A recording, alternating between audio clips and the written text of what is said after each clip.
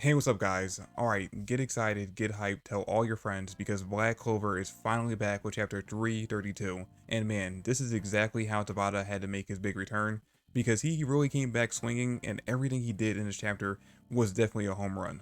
Now, before I get into the actual chapter, I do want to mention that in this issue of Weekly Shonen Jump, Tabata actually wrote a letter that's addressed to his fans that goes along with the chapter.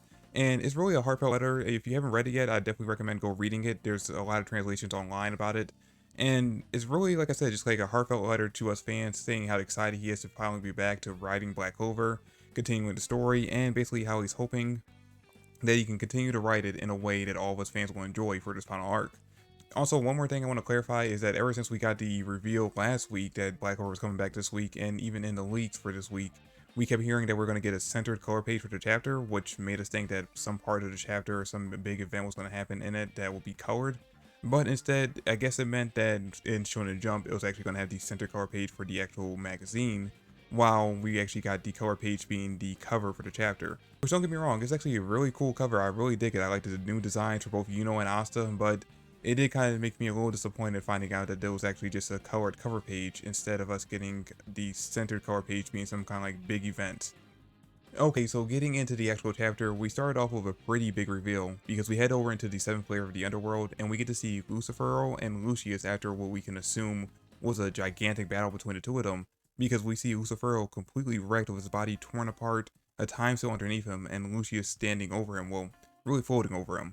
And while Lucifer was basically spouting off the same nonsense he was spouting to everyone else in the previous chapters, with him telling him that he has the most powerful magic and that there's no way that Lucius should be able to defeat him, only for Lucius to rip out his heart and say that in this world, humans are the ones who had the most superior magic while holding Lucifer's heart in his hand, and then when we cut away, we get to see the sound of a munch. Okay, so two things. One, I think this is actually taking place immediately after the battle in the Spade Kingdom, because on the next page after this is when we actually get the reveal of the 1 year and 3 month time skip. So I'm assuming this is taking place before that. Otherwise, it probably would have started off with the 1 year and 3 month time skip reveal. And two, if you're confused as to why Lucius is here stealing Lucifer's heart, even though Adramel gave it to him in the last chapter, it's more than likely because of the fact that Lucifer wasn't 100% manifested in the previous arc. He was only about at 50%. So because he was only halfway through, his heart didn't fully manifest in the human world. So in order to get all of it, they had to go back into the underworld and actually eat it after killing him there, which we get to see him doing in the chapter in the beginning of it.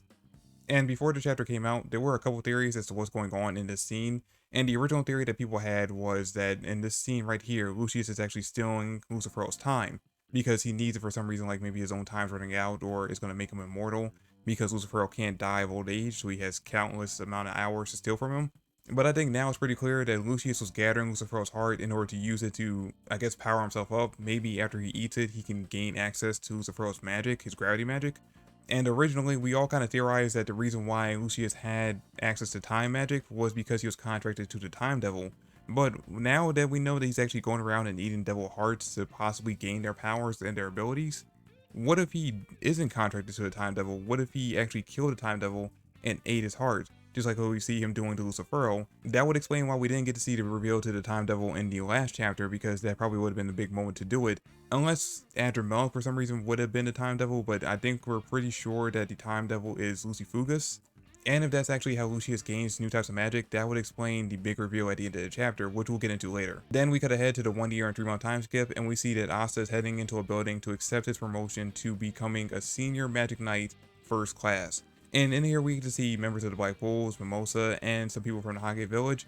And almost all the captains, for some reason Kaiser's in here, which honestly I kind of feel bad that Kaiser is always kind of getting the short end of the stick and is never really that relevant. But this is actually a pretty huge moment for Asta, because being promoted to Senior Magic Knight is actually getting him one step closer to achieving his dream of becoming the next Wizard King.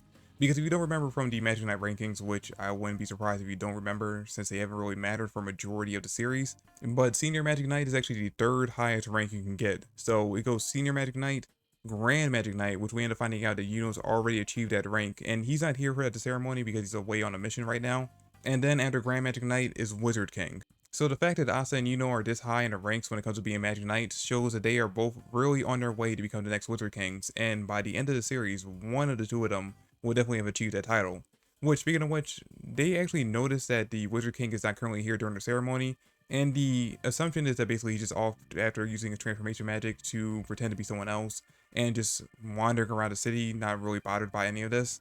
And Asta actually brings up the topic to Fugoyan and Nozel that when it comes to choosing the next Wizard King, Fugoyan, Nozel, and Mereoleona are all 3 candidates to become the next Wizard King, which I mentioned in my spoiler video, but we still don't know exactly how the candidates are chosen and who actually gets to decide who gets promoted to the next job. But I guess that doesn't really matter right now because both Fugoyan and Nozel tell us that the decision on who's going to become the next Wizard King has actually been put on hold because all 3 candidates actually turned it down.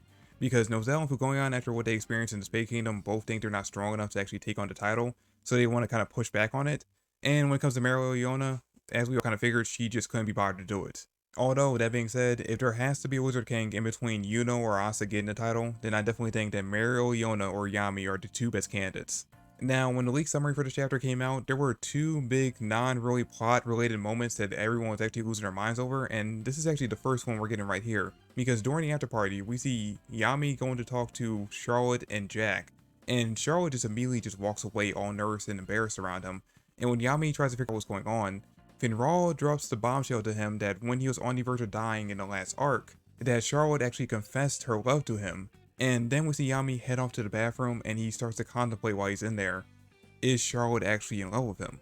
So yeah, it took another character basically telling him flat out what happened, but Yami, the dense character that he is, finally realizes that Charlotte has feelings for him, and I guess it's actually going to be a big part of the plot going forward, at least when it comes to Yami's story arc and Charlotte's story arc to the final arc. And I'm actually looking forward to seeing what happens. I've always mentioned that I think Black Clover has done the best of all these Shonen Jump series I've read. You know, Bleach, Naruto, One Piece, all that. And definitely Black Clover, and I would also throw My Hero as well.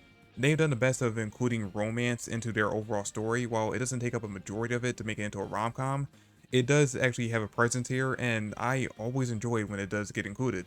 Then we start to get into the other kind of not really plot relevant big moment that everyone was kind of losing their minds over.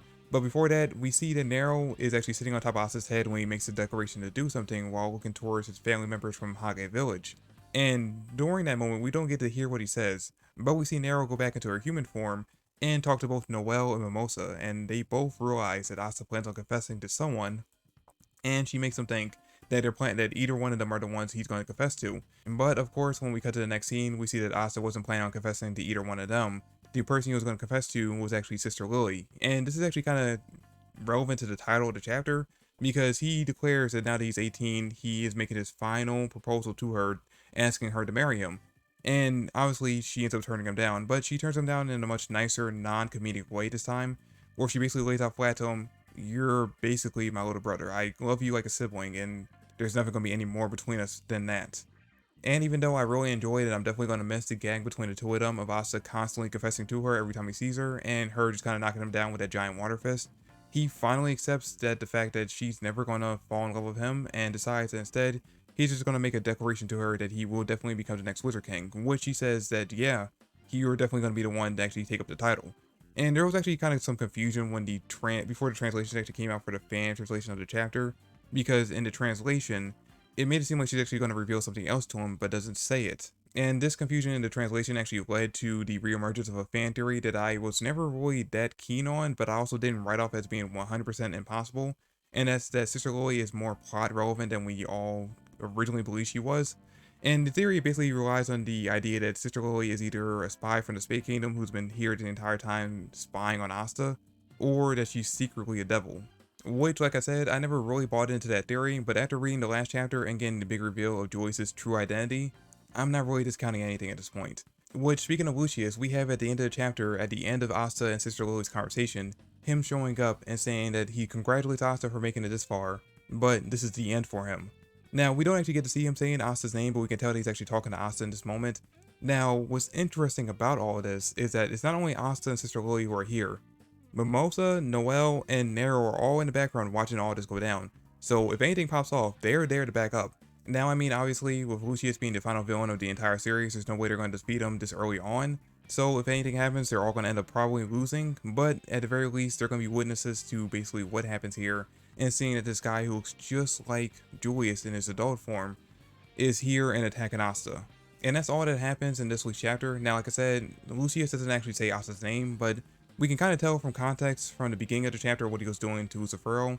then more than likely he's here to see Asta. Because since he's actually gaining power, more than likely gaining power by eating devil's hearts, in order to make sure that he has the ultimate power and no one can basically stop him from doing whatever he's trying to do, it would make sense for him to target Asta so that he can still Liebes heart and actually take his anti-magic abilities. But like I already said, after the last chapter, I'm not leaving any possibility out, so maybe in the next chapter we will reveal that he's actually here talking to Sister Lilly and he's planning on taking her or kidnapping her or something like that in order to take some kind of power she might have, or at the very least in order to make Asta go forward with whatever he's planning on having him do.